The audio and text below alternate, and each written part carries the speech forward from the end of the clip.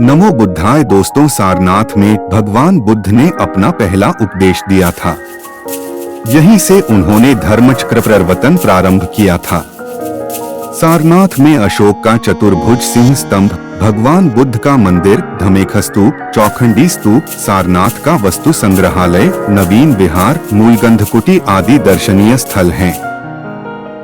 जैन ग्रंथों में सारनाथ को सिंहपुर भी कहा जाता है।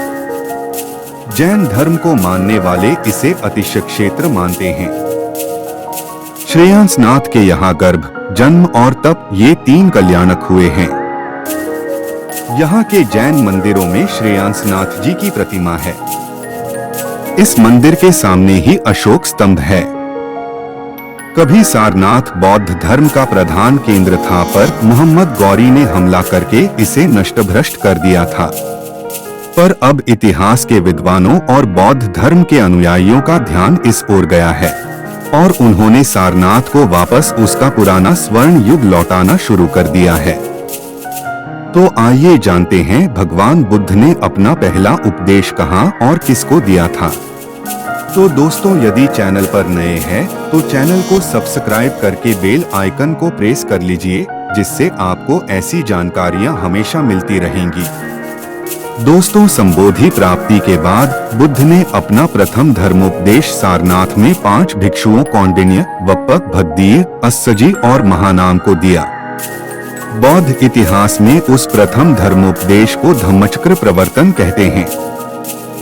उन 5 भिक्षुओं को पंचवर्गीय भिक्षु कहा जाता है। आषाढ़ की उस पूर्णिमा को, जिस दिन बुद्ध ने 5 भिक्षुओं को प्रथम उपदेश दिया, धम्मचक्र प्रवर्तन पूर्णिमा नाम से जाना जाता है। यही दिन आज गुरु पूर्णिमा के रूप में अधिक प्रचलित है, लेकिन बौद्ध इस पूर्णिमा को संघ दिवस कहते हैं, क्योंकि एक तरह से इसी दिन से बुद्ध का संघ साकार हुआ था। बौद्धगण इस दिन बौद्ध विहारों में धम्मचक्र प्रवर्तन सूत्र का पाठ करते हैं, जिसमें बुद्ध ने 4 आर्य सत्यों को उद्घोष किया था। दुख है, दुख का कारण है, दुख का निदान है, निदान का मार्ग है। उन 5 भिक्षुओं से बुद्ध ने कहा था, हे भिक्षुओं, बहुजन हिताय बहुजन सुखाय इस धर्म का प्रसार करो। और इस प्रकार बुद्ध का संघ चारिका करने लगा। उनका धम्म लोगों तक पहुंचने लगा, संघ विस्तार प्राप्त करने लगा। यह चक्र मनुष्य के भीतर त्वरित आध्यात्मिक परिवर्तन का सूचक है। महात्मा बुद्ध ने सारनाथ के बाद राजगीर और श्रावस्ती में भी उपदेश दिए, जिन्हें धम्मचक्र का दूसरा और तीसरा प्रवर्तन माना जाता है। इसके भीतर 8 धारियां हैं, जो बुद्ध के 8 उपदेशों का प्रतीक हैं। यह बौद्ध धर्म का सबसे पुराना चिन्ह है, जिसे सभी बौद्ध देशों ने अपना रखा है। इसका आधार कर्म है। धम्मपद कहता है, जैसा बीज बोओगे वैसी ही फसल काटोगे।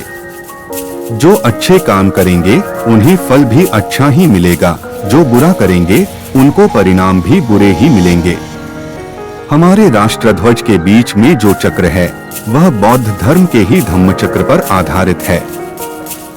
एक बार स्वीडन देश में सन 2005 में हाई स्कूल के विद्यार्थियों को एक प्रश्न तालिका दी गई, जिसमें एक प्रश्न यह भी था, यदि आपको अपना धर्म चुनने का अवसर दिया जाए तो आप किस धर्म का अनुयायी होना चाहेंगे? 60% छात्रों ने उत्तर दिया, बौद्ध धर्म। यूरोपीय और पश्चिमी देशों में आज बौद्ध धर्म को फास्टेस्ट ग्रोइंग रिलीजन यानी तेजी से बढ़ते हुए धर्म के रूप में लिया जा रहा है। पश्चिम के वैज्ञानिक व तार्किक मानस को बौद्ध धर्म अपने अनुकूल लगने लगा है। नमो बुद्धाय दोस्तों, भगवान बुद्ध की यह प्रेरणादायक कहानी आपको कैसी लगी कमेंट में बताएं, तथा ऐसी ही कहानियों के लिए चैनल को सब्सक्राइब कर लीजिए। नमो बुद्धाय दोस्तों।